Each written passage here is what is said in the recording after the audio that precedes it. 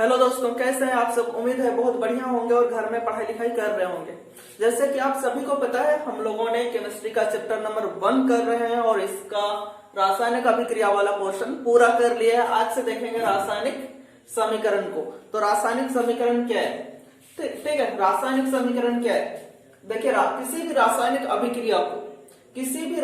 अभिक्रिया को ठीक है संक्षिप्त रूप में लिखने की प्रक्रिया को संक्षिप्त रूप में कैसे लिखेंगे, उनके सूत्रों और प्रतीकों की सहायता से लिखेंगे तो वो ऐसे ही संक्षिप्त हो जाएगा। यानी किसी भी रासायनिक अभिक्रिया को संक्षिप्त रूप में लिखने की प्रक्रिया को रासायनिक समीकरण कहा जाता है। ठीक है, किसी भी रासायनिक अभिक्रिया को यानी किसी भी रासायनिक अभिक्रिया को संक्षिप्त रूप में लिखने की प्रक्रिया को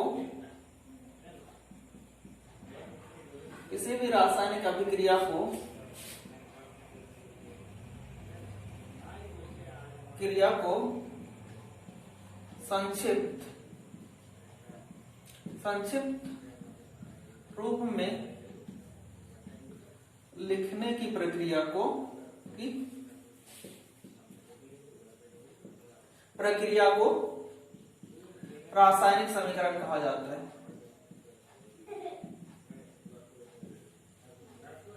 समीकरण कहा जाता है। ठीक है, तो चलिए सबको समझ में आ गया होगा कि किसी भी रासायनिक अभिक्रिया को संक्षिप्त रूप में लिखने की प्रक्रिया को रासायनिक समीकरण कहा जाता है। और सबसे पहले रासायनिक समीकरण का उपयोग 1615 ईस्वी में बेगविन ने किया था।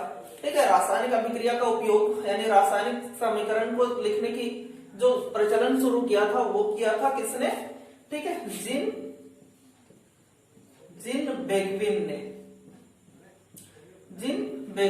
ठीक है, जिन बेगविन ने कब किया था, 1615 ईस्वी में इसका शुरुआत किया था। 1615 ईस्वी से जो रासायनिक अभिक्रिया को संक्षिप्त रूप में लिखने की काम जिन बेगविन ने 1615 ईस्वी से शुरू किया था। ठीक है, अर्थात रासायनिक समीकरण के जनक इसको मान सकते हैं, जिन बेगविन को। ठीक है, तो चलिए अब देखते हैं रासायनिक समीकरण के एक दो उदाहरण और उसमें से बताते हैं कि अभिकारक कौन है और उत्पाद कौन है। ठीक है, तो इसको सबने लिख लिया, इरेज कर देता हूं। ठीक है, चलिए इसको इरेज कर दिया जा रहा है। अभी देखते हैं रासायनिक समीकरण को समझते हैं लिखकर। ठीक है, एक साधारण सा लेते हैं H2 प्लस O2। ज्यादा हार्ड समीकरण लेके कोई प्रॉफिट नहीं है जो आपको समझ में ना आए। तो इसका बनेगा 2H2O। ठीक है, 2H2O। तो देखिए रासायनिक अभिक्रिया में भाग लेने वाले पदार्थों को क्या कहा जाता है, अभिकारक कहा जाता है। ठीक है, अभिकारक रासायनिक अभिक्रिया में जो भाग लेते हैं उन पदार्थों को अभिकारक कहा जाता है और जो हमें प्राप्त होता है उसको बोलते हैं उत्पाद। ठीक है, रासायनिक अभिक्रिया में भाग लेने वाले पदार्थों को अभिकारक और जो हमें रिजल्ट मिलता है उसको उत्पाद कहा जाता है। ठीक है, तो रासायनिक अभिक्रिया में अगर दो पदार्थ भाग लेते हैं, जैसे यहाँ पे ठीक है दो सब्सटेंस है, क्या क्या है, H2 प्लस O2, तो इन दोनों के बीच में प्लस साइन का उपयोग होता है।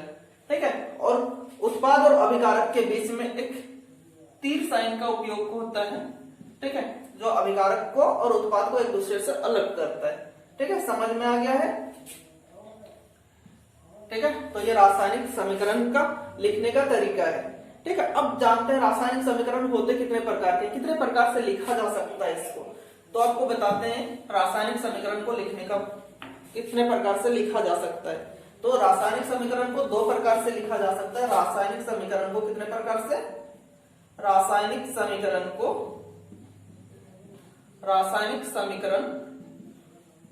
दो प्रकार से लिखा जा सकता है।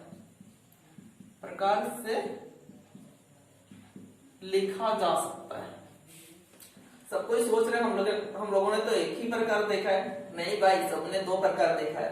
रासायनिक समीकरण को दो प्रकार से लिखा जा सकता है।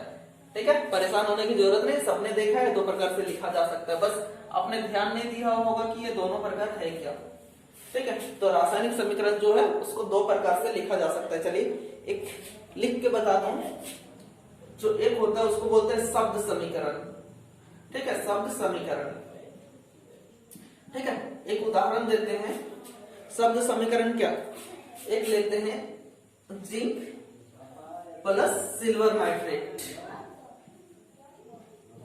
सिल्वर नाइट्रेट, सिल्वर नाइट्रेट ये क्या बना देगा? देखिए दोनों के बीच में एरो लगाने पड़ा था जो मैंने लगा दिया है, ठीक है। तो इसके बाद क्या बन जाएगी ये? जिंक नाइट्रेट, नाइट्रेट प्लस क्या बन जाएगा? सिल्वर, ठीक है। तो ये जो हो गया ये आपका बन गया शब्द समीकरण, ठीक है। इसको बोलते हैं शब्द समीकरण। और दूसरा बनता है मेरा क्या? दूसरा है सांकेतिक समीकरण, सांकेतिक समीकरण, सांकेतिक समीकरण। चलिए सांकेतिक समीकरण क्या होता है इसका भी एक उदाहरण लेते हैं, इसी को लिख देते हैं और उदाहरण क्या लेंगे? Zn, जिंक को Zn से दिखाते हैं। सिल्वर नाइट्रेट क्या हो जाएगा? 2AgNO3, ठीक है। इसको रिएक्शन कराते हैं दोनों को, तो क्या बनेगा मेरा?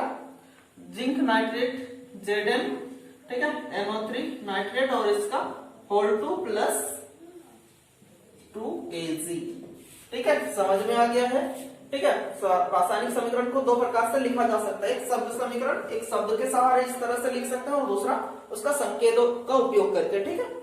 तो नोट कर लीजिए इसको सब कोई, ठीक है। उम्मीद है सबने नोट कर लिया होगा, ठीक है।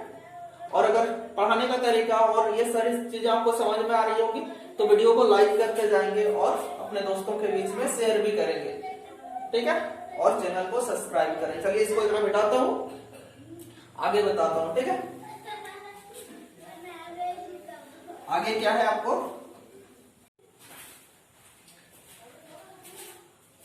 आगे है हमारा कंकाली रासायनिक समीकरण। कंकाली रासायनिक समीकरण क्या है?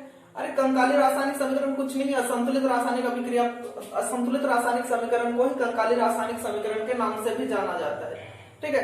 तो अब देखेंगे हम कि किसी भी रासायनिक समीकरण को संतुलित करना क्यों आवश्यक है, किसी भी रासायनिक अभिक्रिया को, किसी भी रासायनिक समीकरण को संतुलित करना क्यों आवश्यक है, ठीक है।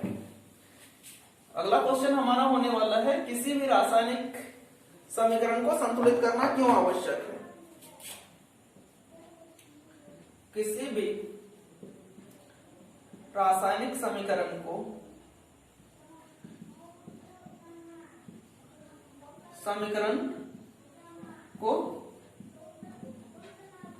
संतुलित करना क्यों आवश्यक है?